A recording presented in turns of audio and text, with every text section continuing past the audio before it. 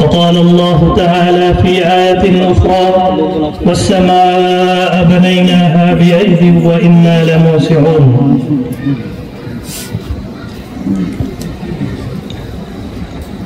আল্লাহ পাক এর কাছে শুকরিয়া আদায় করছি যে তিনি আমাকে আজকের এই গুরুত্বপূর্ণ মাহফিলে শরীক হয়ে কিছু আলোচনার অংশগ্রহণ করার তৌফিক দান করেছেন।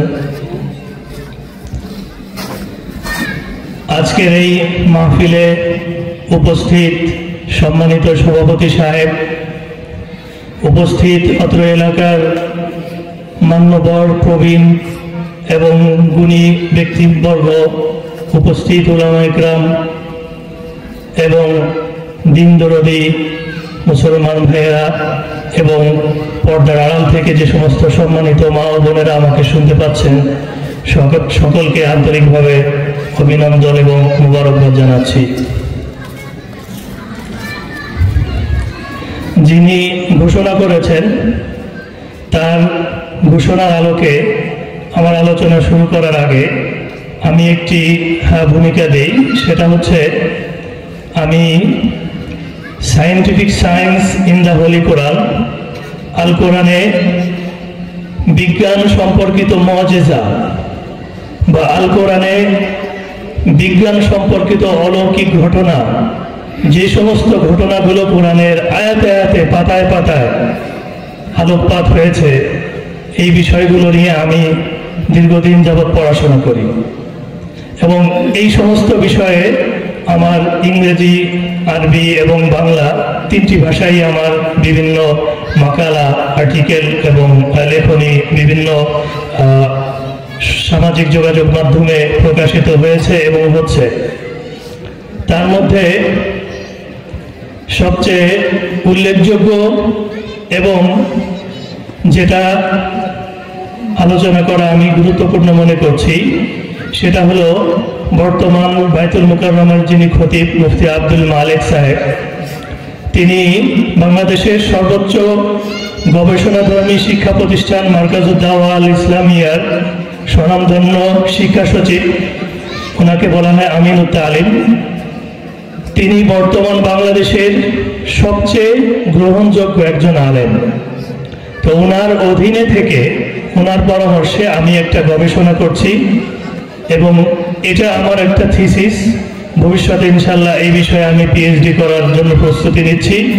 সর্বপ্রথম থিসিস যদি অনুমোদিত হয় এমফিল এবং পিএইচডি করার। তো আমার যে লেখনীটা, সেই লেখনীটা হচ্ছে মিন আয়াতিল ইজাজিল ইলমি আস-সামাউ ওয়াল আরদু ফিল কুরআনিল কারীম। এই নামে আমি একটি আরবি কিতাব লিখেছি, যেই কিতাবটা প্রায় 600 পৃষ্ঠার মতো, বাংলাদেশের প্রায় 20 জন শীর্ষস্থানীয় আলেমদেরকে দিয়ে এখানে সম্পাদনার কাজ চলছে, তাহকিক তাসহির কাজ চলছে। সেই কিতাবটা আজকে আমি আপনাদের সামনে খুলেছি। সেই কিতাব থেকে আমি কিছু অংশ, আমি যেই আয়াতগুলো তিলাওয়াত করেছি সেই আয়াতগুলোর আলোকে আমি কিছু কথা বলবো ইনশাল্লাহ। তার আগে বাংলাদেশের কোরআনিক সায়েন্স বা কোরআনের সায়েন্টিফিক সায়েন্স নিয়ে যেই আলোচনাগুলো হয়, তার মধ্যে চট্টগ্রামের যে ইউনিভার্সিটিটা আছে, international Islamic university of Chittagong, যেটাকে বাংলায় বলে আন্তর্জাতিক ইসলামী বিশ্ববিদ্যালয় চট্টগ্রাম, সেখানে ভিন্ন একটি ডিপার্টমেন্ট আছে। সেই ডিপার্টমেন্টের নাম হচ্ছে কোরআনিক সায়েন্স। কোরআনিক সায়েন্স ইংলিশে বলে, আর আরবিতে এটাকে বলা হয় আল ইজাজুল ইলমি। আমি এই বিষয়ে এই ডিপার্টমেন্টেরই সামনে আমি থিসিস করতে যাচ্ছি ইনশাল্লাহ, এবং সেখানে বাংলাদেশের একমাত্র ইউনিভার্সিটি হচ্ছে international Islamic university of Chittagong, যেটাকে সংক্ষেপে IIUC বলে।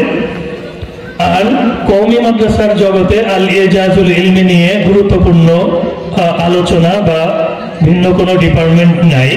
তো আমি মুরব্বীদের পরামর্শে কওমি মাদ্রাসাগুলোতে এই আল ইজাজুল ইলমি বা কোরআনিক সায়েন্সকে আলোচনায় আনা এবং এটা নিয়ে লেখালেখি এবং এটাকে ভিন্ন একটি শাস্ত্র বা ফন হিসেবে সুপ্রতিষ্ঠিত করার জন্য কাজ করে যাচ্ছে ইনশাআল্লাহ। তো আমার এই কাজকে উৎসাহ দিয়ে মুরব্বীরা, বিশেষ করে মুফতি আব্দুল মালিক সাহেব, তিনি বলেছেন যে আপনি যে বিষয় নিয়ে কাজ করছেন সকল ব্যস্ততা বাদ দিয়ে শুধুমাত্র এটা নিয়ে পড়ে থাকার মতো একটা বিষয় যদি আপনি পারেন তাহলে এটা নিয়ে কাজ করতে হবে। তো আমি সেই উদ্দেশ্যে, আমি একজন সফটওয়্যার ইঞ্জিনিয়ার, আমি বিএসসি করেছি এবং সফটওয়্যার ইঞ্জিনিয়ার হিসেবে কাজ করি। সেই পাশাপাশি আমি এই গবেষণার কাজটি করে যাচ্ছি এবং আপনাদের সকলের কাছে এটার সফলতার জন্য দোয়া চাচ্ছি। সর্বপ্রথম আমি যে আয়াত তিলাওয়াত করেছি, এই আয়াতের মধ্যে আল্লাহ তাআলা বলেছেন ওয়াজআলনাস সামাআ সাকফান মাহফুযা, আমি তোমাদের মাথার উপরে একটি আকাশ তৈরি করেছি, যে আকাশকে তিনি তুলনা করেছেন একটি ছাদের সাথে। যেমন আমাদের বাড়ির উপরে ছাদ থাকে, ছাদটি যদি মজবুত হয় তাহলে ছাদ আমাদেরকে রোদ থেকে, ঝড় বৃষ্টি থেকে, যে কোনো প্রাকৃতিক দুর্যোগ থেকে আমাদেরকে হেফাজত করে এবং আমরা মাথা গোঁজার একটা নিরাপদ আশ্রয় পাই। তেমনিভাবে আল্লাহ তাআলা আমাদের মাথার উপরে যে সুবিশাল আসমান তৈরি করেছেন, এটাকে তিনি বলেছেন এটা হচ্ছে একটা ছাদ, সাকফান মাহফুযা। মুফাসসিরিনে কেরাম এই আয়াতের তাফসিরে লিখেন আল্লাহু খালাকাস সামাওয়াতি সাকফান লিল আরদি মারফুআন আলিয়ান মাহরুসান আন ইয়ানালা وجعلناها سقفا للأرض كالسقف للبيت لا يرفعها عماد। সবচেয়ে গুরুত্বপূর্ণ বিষয় হচ্ছে আল্লাহ তাআলা যে এত মজবুত ছাদ তৈরি করলেন, যে ছাদের কোনো খুঁটি নেই, খুঁটিহীন এরকম আসমান কিভাবে তৈরি করা সম্ভব। এই বিষয়টা বলতে গিয়ে আমরা বিজ্ঞানের একটা বিষয় নিয়ে আসতে পারি, সেটা হচ্ছে গ্র্যাভিটেশন ল, বা আমরা অভিকর্ষ শক্তি বা অভিকর্ষ ত্বরণ নিয়ে কথা বলতে পারি। যে আমাদের যে পৃথিবী আছে, পৃথিবীর যে উপরিতল আছে, উপরিতল থেকে ঠিক উপরে আসমান, এবং আসমান থেকে যখন আমরা পৃথিবীর নিচে যাই, পৃথিবীর যে উপরিতল থেকে আমরা যখন নিচে যাই তখন আমরা চিন্তা করতে পারি যে আমরা পৃথিবীর অভ্যন্তরে বা ভেতরে যাচ্ছি। কিন্তু আমরা যখন পৃথিবীর থেকে উপরে চলে যাব তখন আমরা ক্রমান্বয়ে আমরা শূন্য জায়গায় যাচ্ছি এবং আস্তে আস্তে করে আমরা শূন্যে, মহাশূন্যে চলে যাচ্ছি। তো আল্লাহ তাআলা অনেক বড় মেহেরবানি করে আমাদের জন্য একটি মজবুত ছাদ তৈরি করে দিয়েছেন এবং এর মাধ্যমে তিনি অন্য আয়াতের মধ্যে বলেছেন আওয়ালাম ইয়ারাল্লাযীনা কাফারু, হে মানব সম্প্রদায়, তারা কি চিন্তা করে না যে এই আসমান এবং জমিন এক সময় কানাতা রাত্তান, এক সময় এভাবে একসাথে ছিল, ফাফাতাকনাহুমা, এরপর আমি আসমান জমিনকে আলাদা করেছি, সেপারেট করেছি। তো এখান থেকে একজন বিখ্যাত ফিজিসিস্ট আছেন, একজন বিখ্যাত পদার্থবিদ আছেন, যার নাম হলো স্টিফেন হকিং, যিনি কিছু বছর পূর্বে ইন্তেকাল করেছেন, মৃত্যুবরণ করেছেন। তিনি বিগ ব্যাং নামে একটা থিওরি আবিষ্কার করেছিলেন এবং তার যে ভাষ্য, তার যে মতবাদটা, সেই মতবাদে তিনি বলেছেন যে সবকিছু, এই আমাদের সৃষ্টি জগৎ সবকিছু খুব কাছাকাছি ছিল এবং একটা ছোট বস্তুর মধ্যে সীমাবদ্ধ ছিল, যার ঘনত্ব ছিল খুবই কম, যেটাকে তিনি জিরো রেডিয়াস এবং ইনফাইনাইট ডেনসিটি বলেন, মানে যার ঘনত্ব ছিল অনেক বেশি এবং যার রেডিয়াস, ব্যাসার্ধ ছিল না। একটা মহাবিস্ফোরণের মাধ্যমে সবকিছু বিক্ষিপ্ত হতে শুরু করে এবং সবকিছু সম্প্রসারিত হতে শুরু করে। এই মহাবিস্ফোরণকে তিনি বলেন যে এটা হচ্ছে বিগ ব্যাং। তো এই বিষয়টা, আমাদের এই মহাবিশ্ব যে সম্প্রসারিত হচ্ছে, প্রসারিত হচ্ছে, এই বিষয়ে কি আমাদের কোরআনের মধ্যে কোনো নির্দেশনা আছে কিনা, সেই বিষয়ে আমি বলছি ওয়াসসামাআ বানাইনাহা বিআইদিন ওয়া ইন্না লামুসিউন। আল্লাহ তাআলা বলেছেন কোরআনে কারীমের এই আয়াতের মধ্যে যে এই আসমানকে আমি সৃষ্টি করেছি বিআইদিন, আমার নিজের কুদরতে, ওয়া ইন্না লামুসিউন, এবং আমি এই আসমানকে সম্প্রসারিত করেছি। তাহলে এই আয়াত থেকেও বোঝা যাচ্ছে যে আসমান এক সময় সম্প্রসারিত ছিল না, আল্লাহ তাআলা এটাকে সম্প্রসারিত করেছেন।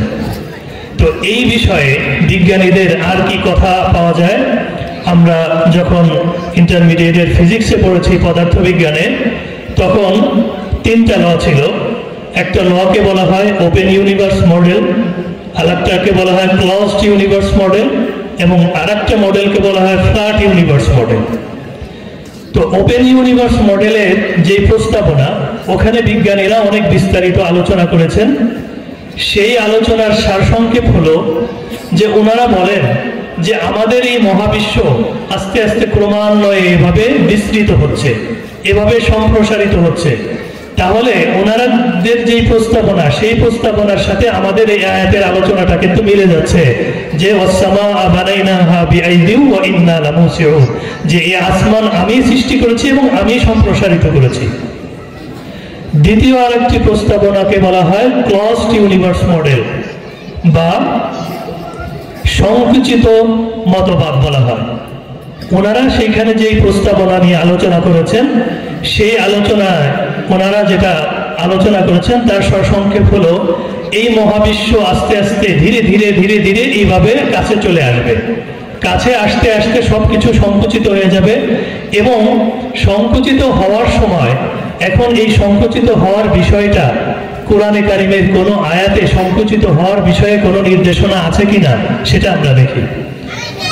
কোরআনে কারিমের একটা আয়াতের মধ্যে আল্লাহ তাআলা বলেন ইয়াউমা নাতুবিস সামাআ কাতাইয়িস সিজিল্লি লিল কুতুব, স্মরণ করো ওই সময়কে যেদিন আমি আসমানের এই নবমণ্ডল ভূমণ্ডল সবকিছুকে ভাঁজ করে নিব। কিভাবে ভাঁজ করে নিব? এই কাগজ, এই যে কাগজটা, এই কাগজটাকে যেভাবে ভাঁজ করে নেওয়া হয়, সিজিল্লি লিল কুতুব, কুতুব মানে কাগজ। আল্লাহ তাআলা বলেছেন কাগজকে যেভাবে ভাঁজ করে নেওয়া হয়, একইভাবে এই আসমান, এই নবমণ্ডল ভূমণ্ডল সবকিছুকে আল্লাহ তাআলা এভাবে এক হাতে এইভাবে ক্যাপচার করে নেবেন, পাকড়াও করবেন। যেমন আল্লাহ তাআলা বলেন ইন্না বাতশা রাব্বিকা লাশাদীদ, আল্লাহ তাআলার পাকড়াও অনেক মজবুত। তার মানে যখন তার ইচ্ছা হবে এই মহাবিশ্ব, এই ইউনিভার্সকে তিনি ডিস্ট্রয় করে দিবেন, ধ্বংস করে দিবেন, তখন তিনি সবকিছুকে নিজ কুদরতি হাতে এভাবে সংকুচিত করে নেবেন। সেই বিষয়ে তিনি নির্দেশনা দিয়েছেন ইয়াউমা নাতুবিস সামাআ কাতাইয়িস সিজিল্লি লিল কুতুব। তাহলে এই সংকুচিত মহাবিশ্বের যে ধারণা বা ক্লোজড ইউনিভার্স মডেলের যে ধারণা, এই ধারণার বিষয়েও আমরা একটা নির্দেশনা বা একটা ইঙ্গিত বা একটা সমর্থন আমরা কোরআনের এই আয়াতের মধ্যে পেলাম। আর একটা প্রস্তাবনা ছিল ফ্ল্যাট ইউনিভার্স মডেল। বিজ্ঞানীরা বলেন যে একটা সম্ভাবনা হলো যে মহাবিস্ফোরণের পরে এই মহাবিশ্ব আস্তে আস্তে এভাবে প্রসারিত হচ্ছে, এবং আমরা এখন যে সৌরজগতের মধ্যে আছি এটাকে বলা হয় সোলার ওয়ার্ল্ড, সৌরজগৎ। এই সৌরজগতের কেন্দ্রে আছে পৃথিবী, পৃথিবীর কেন্দ্রে আছে সূর্য, এবং সূর্যের চারপাশে আমাদের এই পৃথিবী এইভাবে আবর্তন করে। এবং এই আবর্তন করা বিষয়টাকে আল্লাহ তাআলা, আবর্তন করার অর্থ হচ্ছে ঘুরতে থাকা, ঘুরতে থাকার বিষয়টাকে আল্লাহ তাআলা কোরআনে কারিমের মধ্যে বলেছেন ওয়াকুল্লুন ফি ফালাকি ইয়াসবাহুন ওয়াশ-শামসু তাজরি লিমুস্তাকাররিন লাহা যালিকা তাকদীরুল আজিজিল আলীম। এই সূর্যকে আল্লাহ তাআলা চলার জন্য একটি নির্দিষ্ট পথ নির্ধারণ করে দিয়েছেন। সূর্য তার সেই নির্দিষ্ট পথেই চলে, চলতে চলতে সে তার সীমারেখাকে অতিক্রম করে বাইরে চলে যায় না, বরং আল্লাহ তাআলার নির্ধারিত সীমারেখাকে অনুসরণ করেই চলে। যালিকা তাকদীরুল আজিজিল আলীম, এটাকে নির্ধারণ করে দিয়েছেন মহাপরাক্রমশালী আল্লাহ তাআলা। লাশ-শামসু ইয়ানবাগী লাহা আন তুদরিকাল কমারা ওয়ালাল লাইলু সাবিকুন নাহার ওয়া কুল্লুন ফি ফালাকি ইয়াসবাহুন। আর এই সূর্যের চলার একটা নির্দিষ্ট পথ আছে, এই পথকে কোরআনে কারিমের ভাষায়, পরিভাষায় বলা হয় ফালাক। ফালাককে বাংলায় বলা হয় কক্ষপথ, এবং ইংলিশে বলা হয় অরবিট। আমরা মুফাসসিরিনে কেরাম এই আয়াতের ব্যাখ্যায় বলেন ফালাক কি, ওনারা তুলনা করতে বলেছেন ফালাক হচ্ছে হুবুকুল মা বা হুবুকুর রমাল। যদি বালুর ভেতর দিয়ে এভাবে গোল এভাবে আকৃতি আঁকা হয়, অথবা পুকুরের ভেতরে বা নদীতে এভাবে যদি আপনি একটা পাথর ফেলে দেন, তাহলে ওইখান থেকে যেভাবে গোলাকার ঢেউ সৃষ্টি হয়, গোলাকার একটা পথ সৃষ্টি হয়, আমাদের এই নক্ষত্র গ্রহের যে চলার পথ, এই চলার পথের পথটা ওরকম গোলাকার। তো এখানে মুফাসসিরিনে কেরাম ব্যাখ্যা করতে গিয়ে বলেছেন যে ওয়াকুল্লুন ফি ফালাকি ইয়াসবাহুন, সবকিছুই তার নির্দিষ্ট কক্ষপথে চলে। চলতে গিয়ে তিনি একটা শব্দ ব্যবহার করছেন আল্লাহ তাআলা, সেটা হলো ইয়াসবাহুন, যেটার মূল অক্ষর হচ্ছে সিন বা হা, সাবহুন। সাবহুন মানে সাঁতার কাটা। তাহলে এখানে আমরা বিষয়টা চিন্তা করতে পারি, আমরা তো পায়ে হেঁটেও চলি, আমরা দৌড়ে দৌড়ে চলি, আমরা সাঁতার কেটেও চলতে পারি। তাহলে এই গ্রহগুলো নক্ষত্রগুলো সাঁতার কাটার মতো চলে, এটা কেন বললেন আল্লাহ তাআলা? ইয়াসবাহুন কেন বললেন? মাশা ইয়ামশি থেকে ইয়ামশুন বলতে পারতো, যাহাবা ইয়াযহাবু থেকে ইয়াযহাবুন বলতে পারতেন, কিন্তু তিনি ইয়াসবাহুন কেন বললেন? এই আয়াতের ব্যাখ্যায় মুফাসসিরিনে কেরাম বলেন যে নিশ্চয়ই এই গ্রহগুলো যেভাবে চলে সেইটার বর্ণনা বিজ্ঞানীরা দিয়েছে, যে সূর্যকে কেন্দ্রে রেখে এইভাবে লাঠিমের মতো এইভাবে আবর্তন করতে করতে এইভাবে ঘুরতে থাকে। এবং সে যে এই যে একটা ঘূর্ণন দিল, এই ঘূর্ণন দিতে তার 24 ঘন্টা সময় লাগে পৃথিবীর, এটাকে বলা হয় পৃথিবীর। এই যে ঘূর্ণন দিতে 24 ঘন্টা সময় লাগে, যখন সে এদিকে ঘুরে এবং সূর্যের আলোটা পৃথিবীর এই প্রান্তে পড়ে, তখন এই প্রান্তে দিন হয়, ঠিক বিপরীত প্রান্তে হয় রাত। আবার যখন পৃথিবী ঘুরে আসে, পৃথিবীর সূর্যের ফোকাস যখন পৃথিবীর এই প্রান্তে পড়ে, তখন এই প্রান্তে দিন হয় আর বিপরীত প্রান্তে রাত হয়। বাস্তবিক পক্ষে পরম কোনো দিন বা পরম কোনো রাত বাস্তবিক পক্ষে হয় না, কারণ সূর্যের তো কোনো উদয়ই হয় না, সূর্যের কোনো অস্তই হয় না, সূর্য সবসময় চলতে থাকে, সূর্য সবসময় চলতে থাকে। আমাদের কাছে যে রাত দিনের যে আবর্তন, এটা হচ্ছে একটা আপেক্ষিক। আমাদের সূর্যের যখন বিপরীত পাশে হয়, সেই দিকটা হয় হলো রাত, আর যখন সূর্যের সামনাসামনি হয়, সেই দিকটা হয় হলো দিন। এই বিষয়টা ব্যাখ্যা করতে গিয়ে আল্লাহ তাআলা এই কোরআনে কারিমের মধ্যে অনেক আয়াতের মধ্যে বিজ্ঞানের তথ্যগুলো ছড়ানো। যেমন আমি 3টা আয়াতের কথা এখানে বলি। রব্বুল মাশরিকি ওয়াল মাগরিবি, আল্লাহ তাআলা বলতেছেন তিনি কেমন রব? যিনি হলেন পৃথিবীর উদয়াচলের রব, যেই প্রান্ত থেকে সূর্যের উদয় হয়, যেই দিগন্ত থেকে, সেই দিগন্তের রব তিনি। এবং রব্বুল মাশরিকি, এবং তিনি পৃথিবীর সূর্যের অস্তাচলের রব। তাহলে এখানে আরেকটা আয়াতের মধ্যে আল্লাহ তাআলা বলেছেন রব্বুল মাশরিকাইনি ওয়া রব্বুল মাগরিবাইন। এখানে কিন্তু 2টা ব্যবহার করছেন আল্লাহ তাআলা। রব হচ্ছেন মাশরিক, 2টা মাশরিক 2টা মাগরিব। আগের আয়াতের মধ্যে একটা উল্লেখ করেছেন, এবং আরেকটা আয়াতের মধ্যে আল্লাহ তাআলা বলেছেন রব্বুল মাশারিকি ওয়াল মাগারিবি। তিনি অনেক উদয়াচলের রব, অনেক অস্তাচলের রব। এই কথা কেন বললেন?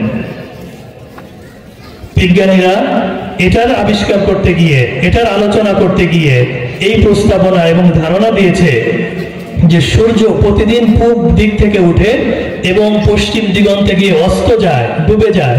প্রতিদিন সূর্য পূবের দিক থেকে একটা নির্দিষ্ট বিন্দু থেকে ওঠে না। প্রথম দিন যে বিন্দু থেকে ওঠে, দ্বিতীয় দিন ভিন্ন বিন্দু থেকে ওঠে, তৃতীয় দিন ভিন্ন বিন্দু থেকে ওঠে, চতুর্থ দিন ভিন্ন বিন্দু থেকে ওঠে। এভাবে করে বছরের 365 দিনে 365টা বিন্দু থেকে উঠে। তাহলে কোরআনের আয়াতের মধ্যে বলছে মাশারিক অনেক উদয়াচল, মাগরিব অনেক অস্তাচল। তাহলে বিজ্ঞানীদের এই আলোচনার মধ্যে এই আয়াতের কিন্তু একটা মিল পাওয়া গেল। এখন আমরা অনেক সময় মিল খুঁজি যে কোরআনের ব্যাখ্যা যদি বিজ্ঞানের সাথে মিলে, তাহলে কোরআনের ব্যাখ্যাটা অনেক ভালো, আর যদি বিজ্ঞানের সাথে না মিলে, তখন আমরা কোরআনের আয়াত নিয়ে অনেকে, যারা বিশেষ করে শুধু বিজ্ঞান নিয়ে গবেষণা করে, নাস্তিক, তারা শুধুমাত্র বিজ্ঞানকে মানদণ্ড হিসেবে ধরে কোরআনকে যাচাই করে, কিন্তু আমাদের মুসলিম হিসেবে কোরআনকে মানদণ্ড হিসেবে ধরে বিজ্ঞানকে যাচাই করতে হবে। কোরআনের কোনো ব্যাখ্যার সাথে যদি বিজ্ঞানের কোনো ব্যাখ্যা মিলে যায় তাহলে আমরা বলবো বিজ্ঞানের গবেষণা ঠিক আছে। কোরআনের কোনো ব্যাখ্যার সাথে বিজ্ঞানের কোনো ব্যাখ্যা যদি অমিল থাকে তাহলে আমরা বলবো বিজ্ঞানের এই ব্যাখ্যাটার মধ্যে সীমাবদ্ধতা আছে, ভুল বলবো না। কেন? কারণ গবেষণার ক্ষেত্রে মানুষ বিভিন্ন পর্যায়ে অতিক্রম করে প্রথমে সে একটা তত্ত্ব দেয়, তার উপরে পর্যবেক্ষণ চালায়, তারপরে সে গবেষণা করে, তারপরে তার ফলাফল আসে। অনেক কষ্ট করে একটা ফলাফল আসে, কোনো জায়গায় যদি একটু সামান্য ভুল হয়ে যায় ওই ফলাফল ভুল হয়। তাই বলে ওই বেচারা যে এত কষ্ট করে গবেষণা করলো তাকে গালি দেওয়া যাবে না, তাকে বাহবা দিতে হবে, বলতে হবে তার গবেষণার মধ্যে সীমাবদ্ধতা আছে। তখন আমরা বলবো কোরআনের এই ব্যাখ্যাটা সঠিক, বিজ্ঞানের ব্যাখ্যার মধ্যে সীমাবদ্ধতা আছে। ইনশাআল্লাহ ভবিষ্যতে এমন কোন বিজ্ঞানী আসবেন যিনি এই সীমাবদ্ধতাকে অতিক্রম করে একটি সঠিক মতবাদ প্রতিষ্ঠিত করবেন, তখন কোরআনের আয়াতের সাথে এটা মিলবে। আর যদি কোন বিজ্ঞানের ব্যাখ্যা এমন হয় যে কোরআনের আয়াতকে এটা সমর্থনও করে না এবং কোরআনের আয়াতের বিরোধীও না, তাহলে সেই ক্ষেত্রে আমাদের করণীয় হচ্ছে লা নুসাদ্দিকু ওয়া লা নুকাদ্দিবু। আমরা সেটাকে সত্যও বলবো না, আমরা সেটাকে মিথ্যাও বলবো না। বলবো যে উনি যে গবেষণা করেছেন সেই গবেষণা ওনার জায়গায় ঠিক আছে, কিন্তু আমরা এটাকে সত্যও বলছি না, আমরা এটাকে মিথ্যাও বলছি না। আমরা অপেক্ষা করব, we are waiting for the further explanation, for the research by the any renowned or scholar or scientist throughout the world. বরং আমরা বলবো সারা বিশ্বে যত বিজ্ঞানীরা গবেষণা করছেন নিশ্চয়ই ওনার গবেষণায় কোনো সীমাবদ্ধতা আছে, কিন্তু এরপরে ভবিষ্যতে এমন কোনো বিজ্ঞানী আসবেন যিনি এই সীমাবদ্ধতাকে অতিক্রম করে একটা সঠিক তথ্যকে প্রতিষ্ঠিত করবেন, তখন আমরা মেনে নিব যে না এটা কোরআনের আয়াতের সাথে মিলে। তো শুধুমাত্র কোরআনকে পাশে রেখে বিজ্ঞানকে সামনে রেখে আগানো যাবে না। এই কথাটা আমি কেন বলছি, এখানে অনেক গুণীজন উলামা ইকরাম শিক্ষিত মানুষ আছেন, অনেক শিক্ষিত মানুষ আছেন, এবং আমার এই কথা সাউন্ড সিস্টেমের মাধ্যমে অনেকের কাছে যাচ্ছে, যারা বাসায় বসে বসে শুনছেন। উচ্চ শিক্ষিত যেই বড় বড় ইউনিভার্সিটিতে বিশ্ববিদ্যালয়ে বিশেষ করে বিজ্ঞান নিয়ে পড়াশোনা করে যে সমস্ত ছাত্ররা, তাদের মধ্যে বড় একটা শ্রেণী নাস্তিক হয়ে যাচ্ছে, শুধুমাত্র বিজ্ঞানের পিছনে দৌড়ায়। বিজ্ঞানের ব্যাখ্যা যদি কোরআনের সাথে মিলে তাহলে ঠিক আছে, বিজ্ঞানের ব্যাখ্যা যদি কোরআনের সাথে না মিলে তাহলে ঠিক নাই। তো আমাদের করণীয় কি? আমাদের করণীয় আমাদের বাচ্চাদেরকে বিজ্ঞান শেখাতে হবে, কোরআনের সাথে মিল করতে হবে, বলতে হবে দেখো কোরআনের মধ্যে কত আয়াত আছে বিজ্ঞান সম্পর্কিত, এগুলো পড়ো, এগুলোর অনুবাদ শেখাইতে হবে তাদেরকে সরলভাবে। এগুলোর সেমিনার হওয়া উচিত শিক্ষিত মহলে, সেমিনার হয়ে শিক্ষিত মানুষ এগুলো নোট করে এগুলো ওনাদের মহলে আলোচনা করা উচিত, যাতে করে আমাদের সমাজ যে আস্তে আস্তে নাস্তিক্যবাদের দিকে যাচ্ছে, তাওহীদের দিকে যাচ্ছে, দিন থেকে সরে যাচ্ছে, এটা থেকে আমরা যেন বাঁচতে পারি।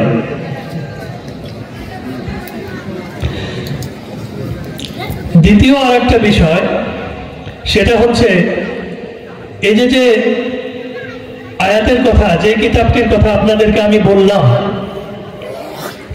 এই কিতাবটি এখন আরবিতে আছে।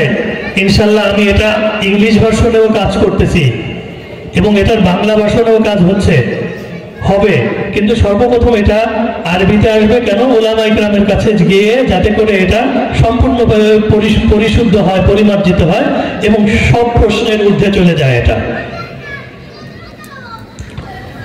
আল্লাহ তাআলা কোরআনে কারিমের মধ্যে, কোরআনে কারিম যখন নাজিল করেন তখন ওনার উদ্দেশ্য কি ছিল? ওনার উদ্দেশ্য ছিল মানুষকে হুদাল লিল মুত্তাকিন, এটা যারা আল্লাহকে ভয় করে তাদেরকে সঠিক পথ দেখাবে। কিন্তু কোরআনে কারিমের মধ্যে তাওহীদ, রিসালাত, আল্লাহ তাআলার একত্ববাদ এবং দ্বীনের প্রত্যেকটা বিষয় বর্ণনা করার সাথে সাথে বিজ্ঞানের, বর্তমান বিজ্ঞানের প্রচলিত যতগুলো শাখা প্রশাখা আছে অধিকাংশ শাখা প্রশাখা সম্পর্কিত মৌলিক ধারণা কোরআনে কারিমের মধ্যে আছে। আমার সময় সংক্ষিপ্ত, এই জন্য আমি শেষ করে দিব অল্প সময়ের মধ্যে। আমি শুধু সংক্ষেপে বলবো কোরআনে কারিমের মধ্যে কোন কোন বিষয়ে কি কি আয়াত আছে। যেমন আপনারা যারা ঢাকা বিশ্ববিদ্যালয় সম্পর্কে জানেন, বুয়েট সম্পর্কে জানেন, আমি ঢাকা বিশ্ববিদ্যালয় সম্পর্কে বলি। ঢাকা বিশ্ববিদ্যালয়ে একটা ডিপার্টমেন্ট আছে, একটা বিভাগ আছে, ওই বিভাগের নাম হলো ফিজিক্স, পদার্থবিজ্ঞান বিভাগ। পদার্থবিজ্ঞানের আলোচ্য বিষয় কি? পদার্থবিজ্ঞানের আলোচ্য বিষয় হচ্ছে, যেমন আকাশ নিয়ে তারা আলোচনা করে, সূর্য নিয়ে আলোচনা করে, সূর্য কি দিয়ে তৈরি, সূর্য পৃথিবী থেকে কত দূরে অবস্থিত, সূর্য থেকে আলো পৃথিবীতে কিভাবে আসে, এবং সূর্য থেকে কত ধরনের আলো পৃথিবীতে আসে, সব আলো কি উপকারী না কিছু আলো ক্ষতিকর। যেমন একটা বিষয় আমি বলি, সূর্য থেকে একটা আলো আসে বেগুনি আলো, যেটাকে ইউভি বলে, ইউভি আল্ট্রাভায়োলেট। ওই অতি বেগুনি আলো যখন সূর্য থেকে পৃথিবীতে আসে, তখন সেটা যদি আমাদের শরীরে লাগে আমাদের স্কিন ক্যান্সার হবে, চোখে লাগলে চোখে ক্ষতি হবে। কিন্তু আল্লাহ তাআলা আমাদের বায়ুমণ্ডলের উপরে একটা ওজোন স্তর রেখেছেন, যে যার কারণে সূর্যের ওই ক্ষতিকর আলোগুলো পৃথিবীতে আসতে পারে না, ওখানে আটকা পড়ে যায়। একমাত্র যে আলোটা আমাদের জন্য উপকারী, সেই আলোটা পৃথিবীতে আসে। আসার পরে কি হয়, গাছের যে সবুজ পাতা আছে, সেই সবুজ পাতা সূর্যের আলো গ্রহণ করে গাছের পাতার মধ্যে খাদ্য তৈরি করে। সেই খাদ্য পরিবহন প্রক্রিয়ার মাধ্যমে গাছের সকল অঙ্গ প্রত্যঙ্গে চলে যায়, শিকড়ে চলে যায়, এবং গাছ এভাবে নিজের খাদ্য নিজে তৈরি করে। যেমন একটা ধান গাছের কথা বলেন, ধান হয়, সেই ধান আবার আমরা মাড়াই করি, সেই ধান থেকে চাল, রুটি, গম সবকিছু হয়, আমরা খাই। তাহলে আমরা জীবন ধারণের জন্য যেই খাদ্যের মুখাপেক্ষী, সেই খাদ্য আমাদেরকে গাছ তৈরি করে দেয়। আর এই খাদ্যের উৎস হচ্ছে সূর্যের আলো। সূর্যের আলো যদি না থাকতো, তাহলে আমরা এই খাদ্য তৈরি করতে পারতাম না, গাছ তৈরি করতে পারতো না। গাছ যেই প্রক্রিয়ায় খাদ্য তৈরি করে, এই প্রক্রিয়াকে বলা হয় ফটোসিনথেসিস বা সালোক সংশ্লেষণ। তাহলে এই আলোচনাটা হয় উদ্ভিদ বিজ্ঞানে। এই ঢাকা ইউনিভার্সিটিতে এই একটা ডিপার্টমেন্ট আছে, যেটাকে বলা হয় বোটানি বা উদ্ভিদ বিজ্ঞান। তাহলে উদ্ভিদ বিজ্ঞান সম্পর্কিত আলোচনা কোরআনের কারিমের মধ্যে অনেক আয়াতের মধ্যে গাছপালা, উদ্ভিদ নিয়ে আলোচনা আছে। তাহলে কোরআনের মধ্যে উদ্ভিদ বিজ্ঞান সম্পর্কিত আলোচনা আছে কি নাই? আছে। এরপরে যদি আমি বলি, ঢাকা ইউনিভার্সিটিতে আরেকটা ডিপার্টমেন্ট আছে, যে ডিপার্টমেন্টের নাম হলো প্রাণী বিজ্ঞান, প্রাণীবিদ্যা, প্রাণী নিয়ে আলোচনা করে। কোরআনে কারিমের মধ্যে মাকড়সা, সূরাতুল আনকাবুত সূরাতুল নাম, পিপিলিকা নিয়ে আলোচনা করেছেন। কোরআনে কারিমের মধ্যে সূরাতুল বাকারা, গাভী নিয়ে আলোচনা করেছেন। কোরআনে কারিমের মধ্যে অনেক প্রাণী নিয়ে আলোচনা আসছে। তাহলে এই সমস্ত প্রাণী সম্পর্কিত যে আলোচনা, এগুলো কি প্রাণীবিদ্যার আলোচনা না? তাহলে এই আয়াতগুলো নিয়ে যদি আপনি দেখেন, আমরা যদি সামনে নিয়ে দেখি যে এই আয়াতের ব্যাখ্যা গ্রহণযোগ্য তাফসীর কিতাবের মধ্যে মুফাসসিররা কি বলেছেন, এবং সেইটার সমর্থনে, সেইটার কাছাকাছি বিজ্ঞানীরা কি বলেন, সেটা যদি আমরা দেখি এবং এই বিষয়ে যদি আমরা আলোচনা করি, কোরআন থেকে নিয়ে আসি, তাহলে আমরা এটা বলতে পারি না যে কোরআনের মধ্যে প্রাণী বিজ্ঞান সম্পর্কিত আলোচনা আছে। ঢাকা বিশ্ববিদ্যালয়ে আরেকটা ডিপার্টমেন্ট আছে, যে ডিপার্টমেন্টে অ্যাস্ট্রোনমি বা মহাকাশ বিজ্ঞান নিয়ে আলোচনা করা হয়, মহাকাশ তত্ত্ব নিয়ে আলোচনা করা হয়। এই মহাকাশ বিজ্ঞান, যখনই আমি এই পর্যন্ত যতগুলো আয়াত তিলাওয়াত করেছি, সবগুলো আয়াতের মধ্যে আল্লাহ তাআলা আসমান, জমিন, আরশ, কুরসি সবকিছু নিয়ে আলোচনা করেছেন। তাহলে এখান থেকে আমরা বলতে পারি যে কোরআনে কারিমের মধ্যে মহাকাশ সম্পর্কিত আলোচনা আছে।